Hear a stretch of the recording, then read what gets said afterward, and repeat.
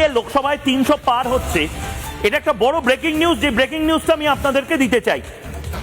NDA আমি কেন বলছি, এই যে 20 জন যদি এবার এনডিএ তে যুক্ত হয়, তাহলে এনডিএ লোকসভায় 300 পার হচ্ছে। লোকসভায় 300 পার এনডিএ। 20 জন টিএমসি সাংসদ লোকসভা স্পিকারকে চিঠি দিয়ে এনডিএ কে সমর্থন জানাচ্ছেন। তারা আলাদা গ্রুপ হিসেবে কাজ করবেন। লোকসভায় এনডিএর শক্তি 293 থেকে বেড়ে 313 সাংসদ হয়ে যেতে পারে। কয়েক মুহূর্ত বা ঘন্টার অপেক্ষা।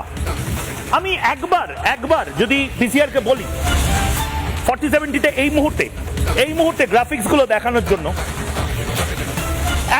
একবার যদি আমি দেখানোর চেষ্টা করি, এনডিএ ফুল ফ্রেম, এনডিএ 293 ছিল।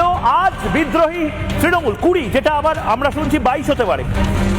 বিদ্রোহী তৃণমূল যদি এনডিএ তে যুক্ত হয়, এনডিএ বেড়ে 313।